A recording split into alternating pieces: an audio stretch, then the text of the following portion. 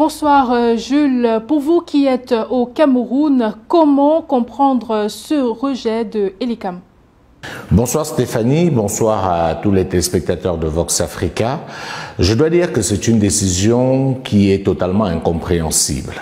D'autant plus que quand on regarde le motif évoqué par Election Cameroun pour justifier ce rejet de la candidature de Maurice Kamto, on est tout simplement ahuri. Le motif officiel, c'est pluralité d'investiture.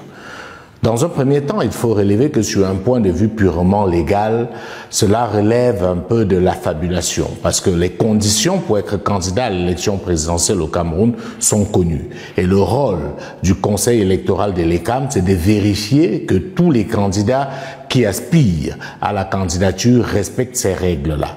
Et l'ECAM n'a pas vocation à juger les problèmes qui se passent à l'intérieur des partis politiques. En d'autres termes, si plusieurs candidats émanent d'un parti politique, l'ECAM ne peut pas se réfugier derrière ce prétexte-là pour rejeter toutes les candidatures. Ce serait totalement absurde.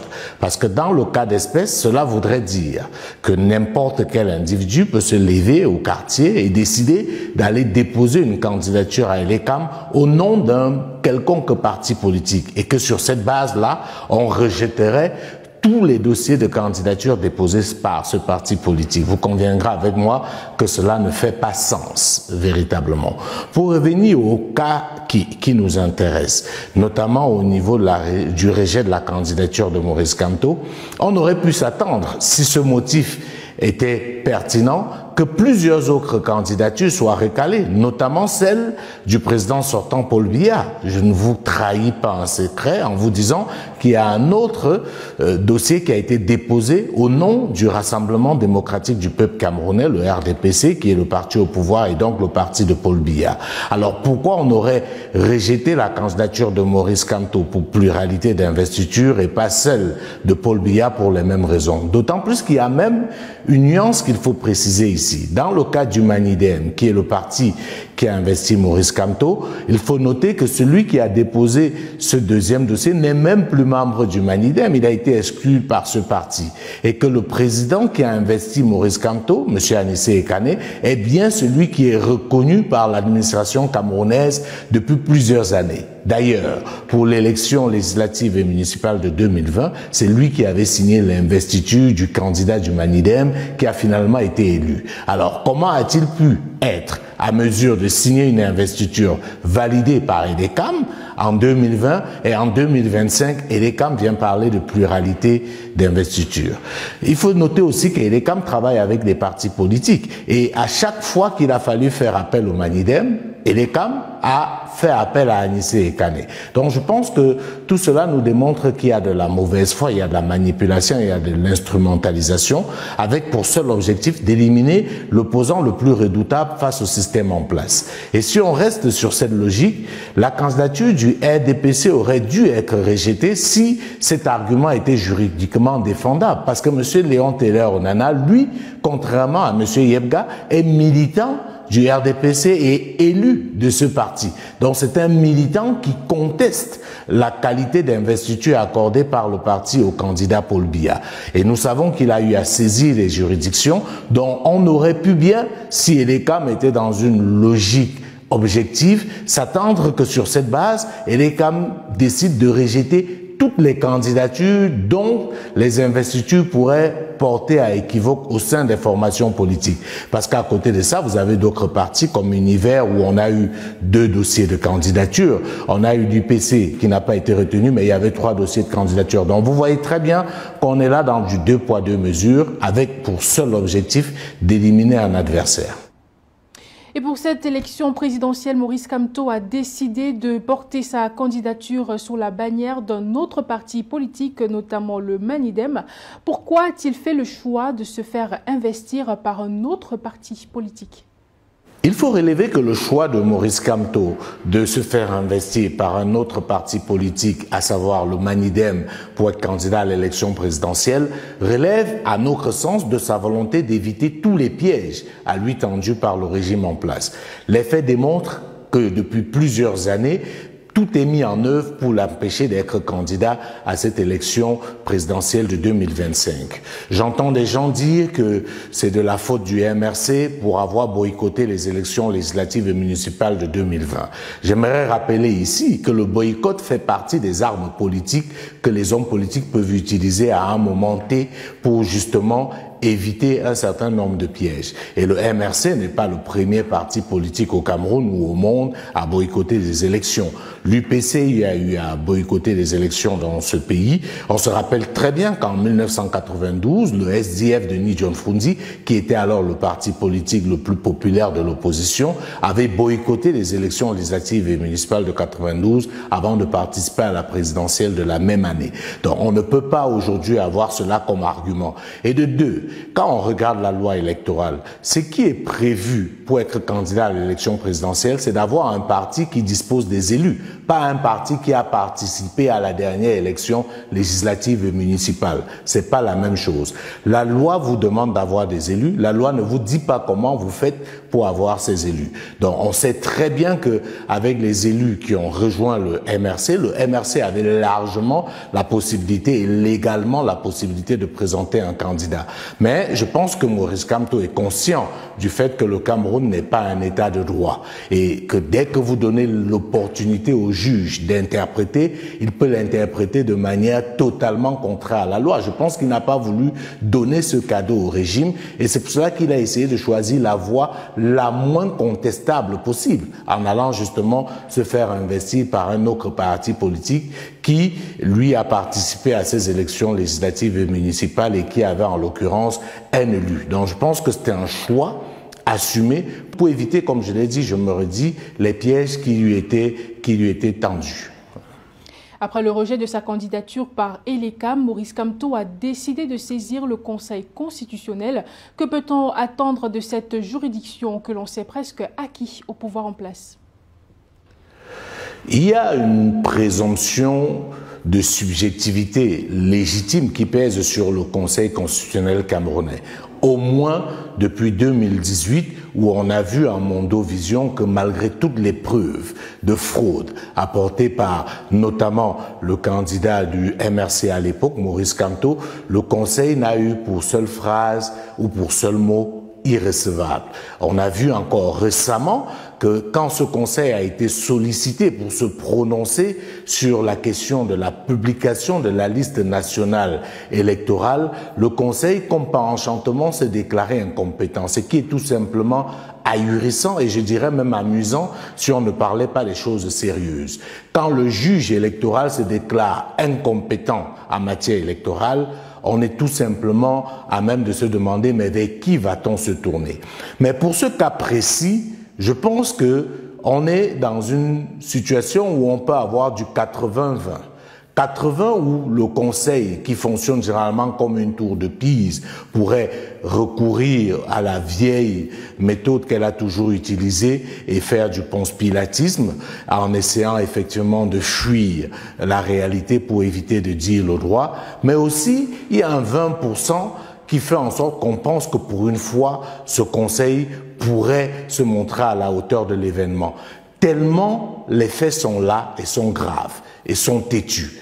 Il est démontré aujourd'hui que celui qui est venu déposer nuitamment sa candidature le jour de la fermeture de l'accueil des candidatures par Elecam est quelqu'un qui a été sorti comme ça dans un chapeau, qui n'est pas militant du Manidem, qui n'a donc pas qualité. C'est pour ça que quand on a même parlé de pluralité d'investiture, j'ai envie de dire, mais qui a vu l'investiture de Dieudonné Yebga? Par qui a-t-il été investi? Est-ce qu'il s'est auto-investi? Est-ce qu'il avait la qualité? Donc je pense qu'il y a tellement d'éléments qui font en sorte que le Conseil constitutionnel va être obligé à un moment donné de dire le droit. Vous avez suivi comme moi toutes les manipulations qui ont émaillé cette seconde candidature, le site du ministère de l'administration territoriale qui a été tripatouillé à un moment donné. Vous avez entendu tout ce qui circule aujourd'hui, comme voice, comme audio, où le sieur Yebga reconnaît qu'il ne sait même pas exactement qui a payé sa caution de 30 millions et que lui, il est dans une dynamique de vengeance vis-à-vis du président actuel du Manidem. D'ailleurs, il est un peu perdu dans ses dires. Vous avez suivi un autre audio d'une militante du Manidem qui dit avoir été contactée, avoir été approchée pour être corrompue, elle et le président du Manidem, Agnès Ekane, pour rejeter l'investiture de Maurice Kamto. Et ce qui est grave, c'est qu'elle dit qu'elle aurait été approchée par un intermédiaire qui dit avoir été envoyé par les plus hautes autorités de l'État, notamment le secrétaire général de la présidence de la République. Ce qu'on peut trouver curieux, c'est que tout cela n'est pas conduit à une enquête, parce qu'on est quand même en train de parler là des faits extrêmement graves. Donc, je pense que ces 20% raisonnables font en sorte que le Conseil constitutionnel aujourd'hui, s'il veut garder une once de crédibilité, s'il ne veut pas que l'État camerounais soit définitivement traîné dans la boue, ils vont être obligés de dire le droit, parce que j'ai envie de dire, les faits sont là. Le cas d'injustice est tellement patent que, à mon sens, ceux qui pensent que ce sera comme souvent risquent d'être surpris par la décision du Conseil constitutionnel. Et si finalement Maurice Kamto n'est pas réhabilité par le Conseil constitutionnel, quelle pourrait être son attitude? Devrait-il s'associer avec les autres candidats pour former une coalition de l'opposition en vue de l'alternance en 2025? Très sincèrement, je pense que cette question, il faudra la poser à Maurice Kamto. Je pense que c'est lui qui est le mieux placé pour y apporter une réponse complète et concrète. Moi, en tant qu'observateur, ce que je remarque, c'est qu'on s'est empressé. Je pense que c'est un peu prématuré de poser le problème en ces termes. Déjà parce qu'on attend ce que va donner le contentieux préélectoral au niveau du Conseil constitutionnel. C'est pour cela que je n'ai pas compris l'empressement de certains partis de l'opposition dont les candidats ont été validés à appeler à une coalition ou encore à demander à Maurice Kamto de se mettre derrière qui que ce soit. J'ai trouvé ça extrêmement mal placé et surtout politiquement incorrect. La démarche qui aurait été cohérente et logique, ce serait que ces candidats validés dénoncent l'injustice qu'a subi le candidat du Manidem, en l'occurrence Maurice Kamto. On se serait attendu si les 12 autres candidats dits de l'opposition dont les candidatures ont été validées étaient dans une démarche réelle de rechercher un nouveau Cameroun, ils se seraient mis ensemble pour dénoncer cette forfaiture, parce que s'ils ne la dénoncent pas, ils en seront les victimes demain. Je ne trahis pas un secret non plus si je dis que parmi ces candidats, on sait qu'il y en a qui sont très proches du régime en place. Donc on aurait pu imaginer qu'au moins ceux qui sont considérés comme des candidats sérieux, crédibles et des véritables opposants parmi ces 12-là puissent lever la voix. Mais à quoi a-t-on eu droit? On a eu le ministre Tiroma, ou l'ancien ministre Tiroma, qui a été pratiquement l'un des premiers candidats dont la candidature a été validée, à faire un communiqué pour dénoncer cette forfaiture. C'est quand même surprenant que ce soit lui qui le fasse en premier, alors qu'il y a des gens qui sont dans l'opposition depuis, qui ont travaillé avec le professeur Maurice Kamto, avec le MRC qui était son parti d'alors, pour exiger un code électoral consensuel. Que ce soit Tiroma qui prenne un peu le lead dans cette dénonciation, je trouve ça un peu curieux. Et il a été suivi par Madame Damdjoya, mais tout ça reste suffisamment timide à mon goût, parce que j'imagine que ceux qui sont parmi ces 12 et qui ont la réputation d'être des opposants s'étaient mis ensemble, je pense qu'on n'aurait pas la même situation. Ce qu'il faut relever aussi, c'est que on a vu Maurice Kamto travailler avec d'autres leaders de l'opposition dont les candidatures sont validées pour exiger un nouveau code électoral, mais je n'ai pas très bien compris à quel moment le MRC s'est retrouvé seul devant le Conseil constitutionnel pour exiger la publication de la liste électorale nationale. Où étaient ces autres partis-là? À quel moment ils ont pensé que ce combat était gagné ou bien n'était plus nécessaire? Donc c'est autant de choses qui interrogent. Et je terminerai par là. J'ai suffisamment fait le tour des élections en Afrique pour connaître un peu le microcosme politique africain. Je vois des gens faire la comparaison avec ce qui s'est passé au Sénégal avec Bassirou Diomaye Faye et Ousmane Sonko, mais on n'est pas du tout dans le même cas de figure au Cameroun. Ce qu'il ne faut pas oublier de dire, c'est qu'au Sénégal, Bassirou Diomaye Faye et Ousmane Sonko combattaient ensemble et ont combattu le régime en place jusqu'à la dernière énergie ensemble.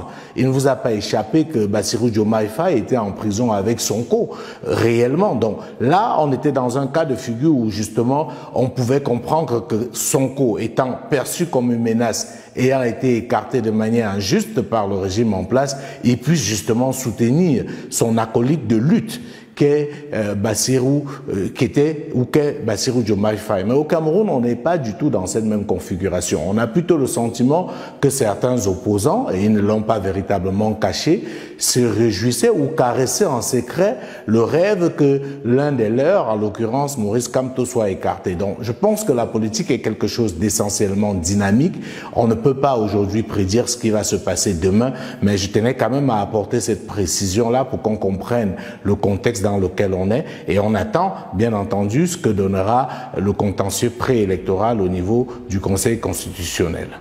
L'on sait ce que les exclusions politiques ont coûté à d'autres pays comme le Sénégal et la Côte d'Ivoire, justement. Lorsque vous regardez la situation actuelle, avez-vous peur pour l'avenir du Cameroun?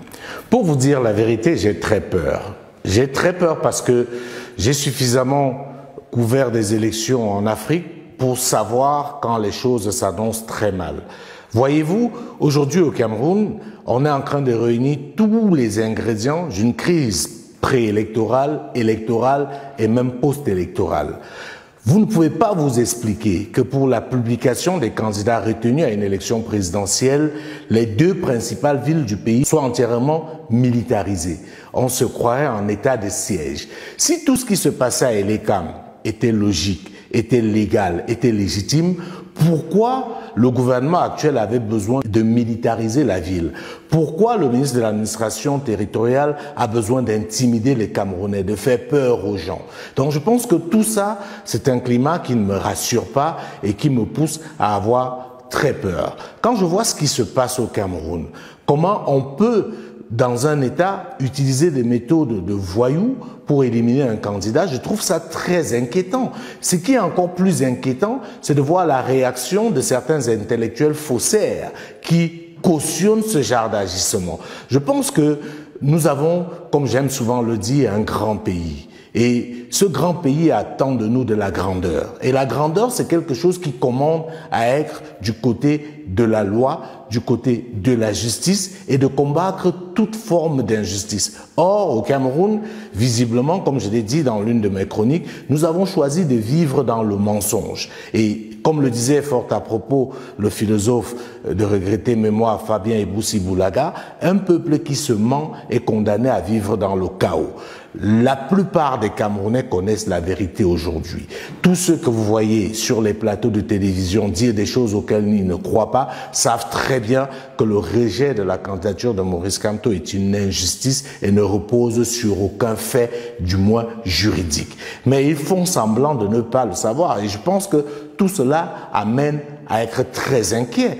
Comme vous l'avez relevé dans vos questions, on sait ce que l'exclusion a créé comme problème dans plusieurs pays en Afrique. Donc, nous autres au Cameroun, nous avons la chance de pouvoir encore éviter cela. Et je l'ai dit, et je continue à le redire, vaut mieux dialoguer pour éviter le pire que de dialoguer pour en sortir.